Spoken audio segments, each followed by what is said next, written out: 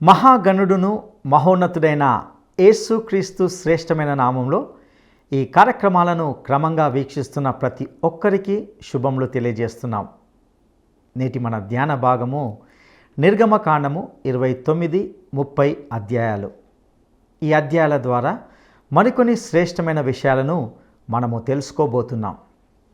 29వ అధ్యాయంలో అహరోను కుమారుల ప్రతిష్ఠిత కార్యక్రమాన్ని గూర్చి వింటాం.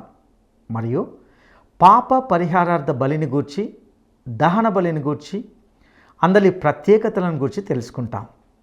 ఈ ప్రతిష్ఠిత కార్యక్రమము ఎంతో ప్రత్యేకమైనదిగా ఉండి దేవుని కొరకు, దేవుని పని కొరకు ప్రతిష్ఠించుకున్న వ్యక్తులకు సంబంధించి ఎన్నో గొప్ప శ్రేష్టమైన సత్యాలను వింటాం. ఇందులో బలికి సంబంధించి దేవుడు ఎన్నో విశేషమైన సూచనలు సూచించాడు. ప్రతి సూచన కార్యము ఒక నిర్దిష్టమైన ఉద్దేశంతో కూడుకున్నదిగా ఉంటున్నదని మనం గ్రహిస్తాం.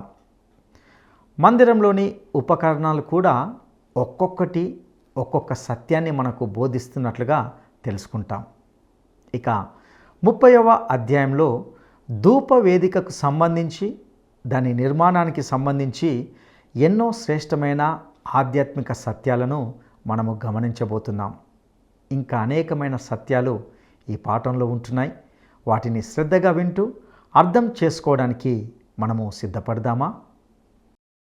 ప్రియ సోదరి సోదరులారా, ఈరోజు మన పాఠ్య భాగం నిర్గమకాండం 29, 30 అధ్యాయాలు. 29వ అధ్యాయం 1 నుండి 9వ వచనం వరకు దేవుడు మోషేతో అంటున్నాడు, నీవు అహరోనును అభిషేకించాలి, అతని కుమారులను ప్రతిష్ఠించాలి. కోడెదూడను, కళంకము లేని 2 పొట్టేళ్లను, రొట్టెలను, అప్పములను తీసుకురా. యాజకులకు స్నానం చేయించి అహరోనును నూనెతో అభిషేకించు. తైలాభిషేకం ఒక్క అహరోనుకే. ఈ యాజకులకు ఎంతో ఘనత. 10 నుండి 14వ వచనం వరకు కోడెను బలి ఇవ్వాలి. అది పాప పరిహారార్థ బలి. పొట్టేలు తల మీద యాజకులు చేతులుంచుతారు. రక్తము ద్వారానే పాపక్షమాపణ. ఆ కోడెను వధిస్తారు. శ్రోతలు వింటున్నారా? యాజకులు స్నానం చేయాలి. ఈ స్నానం నూతన జన్మను చూపుతుంది. పాపికి కొత్త జన్మ అవసరం. యేసు ఒక్కడే నిష్కళంకమైన దేవుని గొర్రెపిల్ల. యేసు అహరోను యాజకత్వాన్ని అనుసరించి తాను నీతి నెరవేర్చడానికి యోహాను చేత బాప్తిస్మం తీసుకున్నాడు. పాపులతో యేసు తనను తాను సంయుక్తపరుచుకున్నాడు. యాజకుల దుస్తులను చూడండి. యేసు పొందిన పరిశుద్ధాత్మ అనుభూతి అలాంటిది. యాజకుల అభిషేకం సందర్భంలో బలులు అర్పించబడ్డాయి. అహరోను యేసుకు ముందు గుర్తు. 26 నుండి 46 వచనం వరకు బలి అర్పణలో, ఆరాధనలో యాజకులు ప్రజాప్రతినిధులుగా కనపడుతున్నారు. 29వ అధ్యాయం 1వ వచనం దేవుడన్నాడు, వారు నాకు యాజకులగునట్లు వారిని ప్రతిష్ఠించు. ఈ కార్యక్రమం మోషే నిర్వహించాలి. మనం ప్రతిష్ఠిస్తాము. దేవుడు వారిని ప్రత్యేకిస్తాడు. మనం దేవునికి లోబడతాము. ఆయన పరిశుద్ధపరుస్తాడు. తాను వాడుకునేందుకు అభ్యర్థిని ప్రత్యేకపరుచుకుంటాడు. ఇది దేవుని యాజకత్వం. అహరోను, అతని కుమారులు, వారికి జరిగిందంతా ప్రజలందరి ఆధ్యాత్మిక అనుభూతికి భౌతిక వ్యక్తీకరణ. 4వ వచనం, నీవు అహరోనును అతని కుమారులను ప్రత్యక్షపు గుడారము యొక్క ద్వారము దగ్గరికి తీసుకొని వచ్చి నీళ్లతో వారికి స్నానము చేయించు. క్రీస్తు రక్తం మనల్ని కడుగుతుంది. మన గతం గతించింది. పాపి హృదయం మతాచారాలతో శుద్ధి కాదు, క్రీస్తునందలి విశ్వాసము చేత హృదయ శుద్ధి. నిర్గమకాండం 29వ అధ్యాయం 5, 6 వచనాలు. ఆ వస్త్రములు తీసుకొని చొక్కాయిని, ఎఫోదు నిలువు టంగీని, ఎఫోదును, పతకమును అహరోనుకు ధరింపచేసి ఎఫోదు విచిత్రమైన నడికట్టును అతనికి కట్టి అతని తల మీద పాగాను పెట్టి ఆ పాగా మీద పరిశుద్ధ కిరీటముంచాలి. క్రీస్తు మనకు నీతి వస్త్రములు ధరింపచేశాడు. మనము దేవుని కృపనే ధరించుకొని ఉన్నాము. కొలసీ పత్రిక 3వ అధ్యాయం 1వ వచనం, క్రీస్తుతో కూడా లేపబడి క్రీస్తును ధరించుకున్నాము. 7వ వచనం, అభిషేక తైలమును తీసుకొని అతని తల మీద పోసి అతన్ని అభిషేకించాలి. ఈ రోజున పరిశుద్ధాత్మ మనలోనే ఉండి నివాసం చేస్తున్నాడు. పరిశుద్ధాత్మ మనలో ఉండి సేవార్థమై మనల్ని ప్రోత్సహిస్తున్నాడు, బలపరుస్తున్నాడు. నిర్గమకాండం 29వ అధ్యాయం 20వ వచనం, ఆ పొట్టేలును వధించి దాని రక్తములో కొంచెము తీసి అహరోను కుడి చెవి కొన మీద, అతని కుమారుల కుడి చెవుల కొనల మీద, వారి కుడి చేతి బొట్టన వేళ్ల మీద, వారి కుడి కాలి బొట్టన వేళ్ల మీద చమిరి బలిపీఠము మీద చుట్టూ ఆ రక్తమును ప్రోక్షించాలి. ప్రియ శ్రోతలు, వింటున్నారా? మనము దేవునికి చెంది ఉన్నాము. యాజకుని చెవికి రక్తం పూయబడింది. వారు దేవుని మాట వినటానికి యోగ్యులు. చేతికి రక్తం పూశారు, వారు దేవుని కోసం పనిచేయగలరు. కాలికి రక్తం, దేవునితో నడువగలరు. ఉదయ సాయంకాలలో ఎడతెగని బలి అర్పణలుంటాయి. వారు ఎడతెగక దేవుడు వాడుకోదగిన సాధనమై అంకిత భావంతో సేవ చేయాలి. ప్రతిరోజు నిన్ను నీవు దేవునికి సజీవ యాగముగా సమర్పించుకోవాలి. గమనించండి, యాజకుడు ప్రతిష్టకు సిద్ధపడుతున్నాడు. తీతుపత్రిక 3వ అధ్యాయం 5వ వచనం, మనము నీతిని అనుసరించి చేసిన క్రియల మూలముగా కాక తన కనికరము చొప్పుననే పునర్జన్మ సంబంధమైన స్నానము ద్వారా పరిశుద్ధాత్మ మనకు నూతన స్వభావము కలుగచేయుట ద్వారా మనల్ని రక్షించాడు. స్నానము అనగా నూతన జన్మ. అదిగో ఇత్తడి గంగాళం, అక్కడే యాజకులు స్నానం చేయాలి. బైబిలులోని భక్తులందరూ మొదట దేవుని దగ్గరికి వచ్చినప్పుడు రిక్తులై వచ్చిన వారిని దేవుడు నింపుతాడు. మొదట ఒక కోడెను బలి ఇస్తారు. ఆ కోడె రక్తంలో కొంత తీసి వేలితో బలిపీఠము కొమ్ముల మీద రాయాలి. ఆ రక్తశేషమంతా బలిపీఠము అడుగున పోయాలి. కోడి మీద హస్త నిక్షేపణ చేస్తారు. చేతులుంచడం అంటే సంయుక్తపరుచుకోవడమని అర్థం. ఒక పాపి బలిపీఠము వద్దకు వచ్చి బలిపశువుపై చేతులుంచాడు అంటే అర్థం తనకు బదులు ఆ పశువును అక్కడ ఉంచుతున్నాడు. తన స్థానాన్ని ఆ బలిపశువు ఆక్రమిస్తున్నది. సేవకు ఒక అభ్యర్థిని అభిషేకించడానికి అతనిపై కొందరు అభిషిక్తులు చేతులుంచుతారు.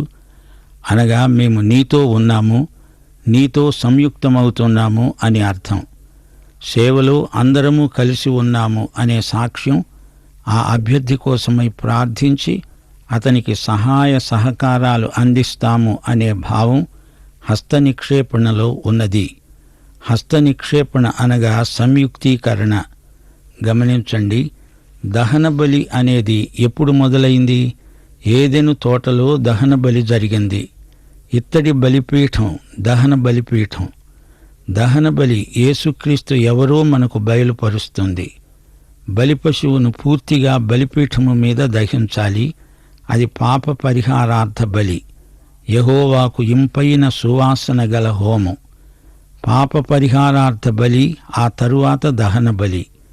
యేసుక్రీస్తు శిలువ మీద బలి అయినప్పుడు దేవుడన్న మాట నెరవేరింది, సార్థకమైంది.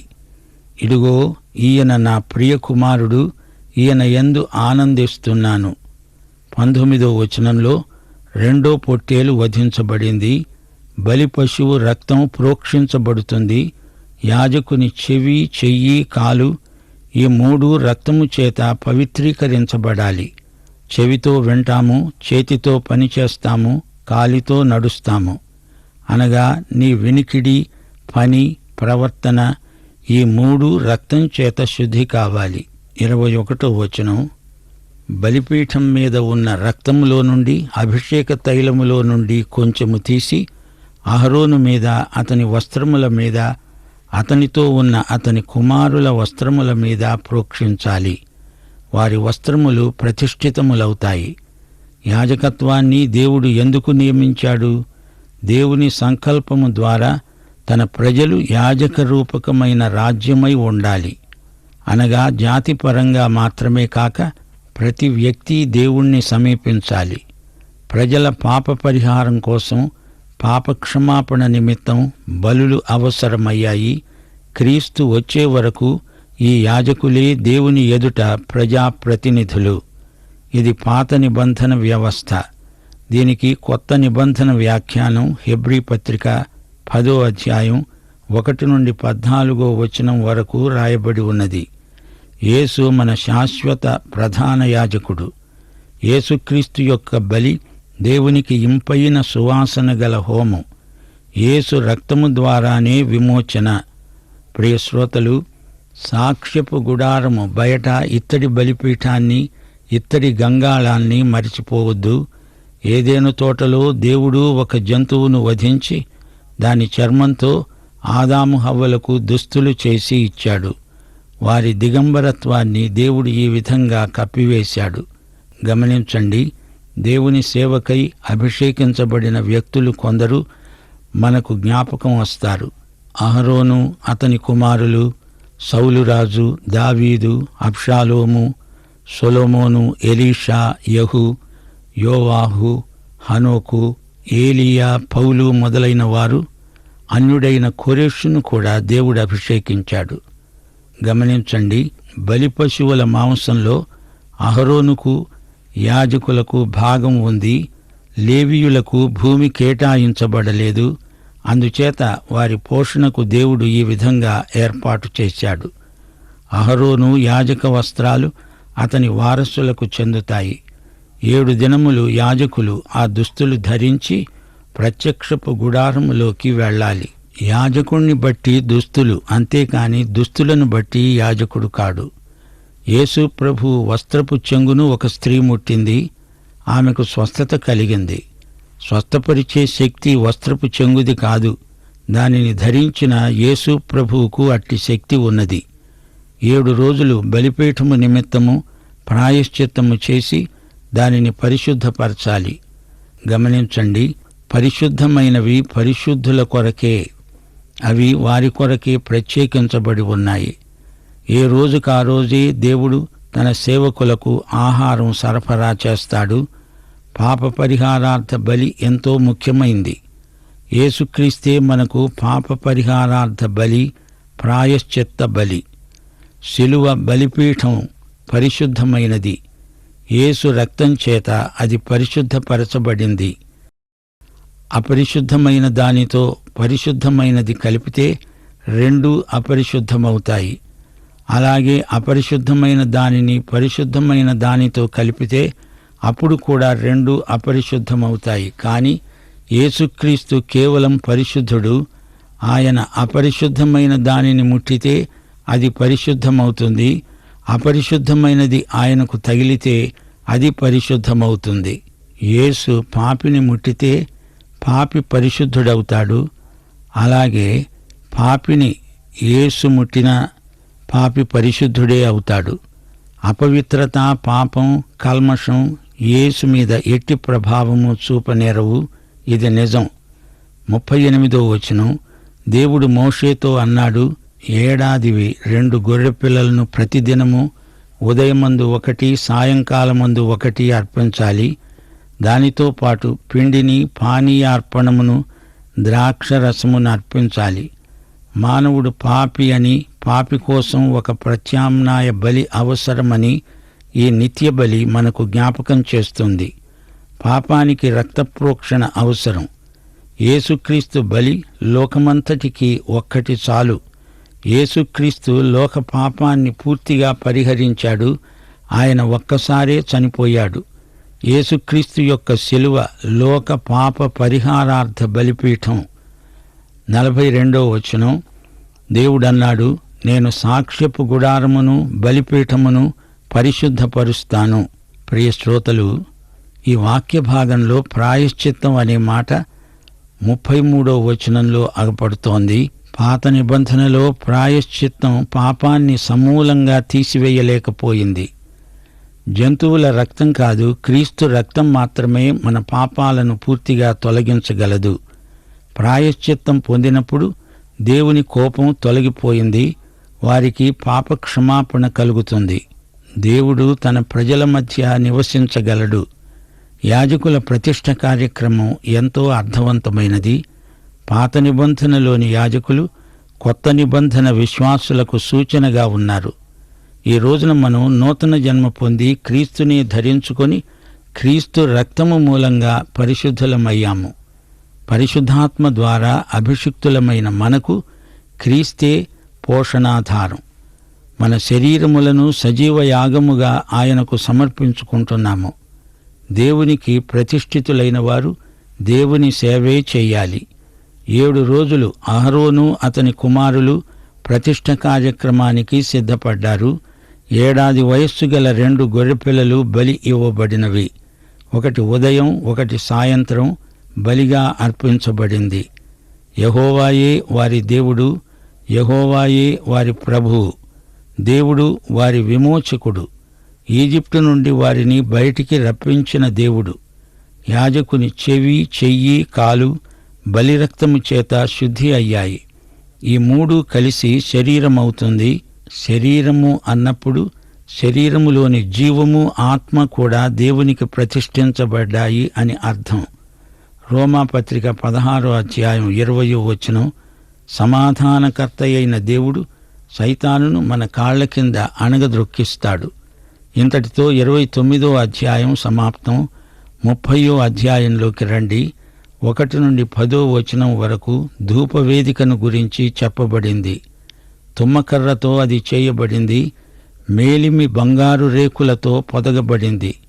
దాని చుట్టూ బంగారు జవ, దాన్ని మోయటానికి మోతకర్రలు. ప్రతిరోజు పరిమళ ద్రవ్య ధూపము వేస్తూ ఉండాలి. తరతరాలకు అది నిత్య ధూపం. అన్యధూపము, నైవేద్యము, పానీయము దానిపై వేయకూడదు. సంవత్సరానికొకసారి అహరోను దానికి ప్రాయశ్చిత్తం చెయ్యాలి. ధూపవేదిక పరిశుద్ధ స్థలంలో ఉంచబడింది. రోజుకు 2 సార్లు ధూపం వెయ్యాలి.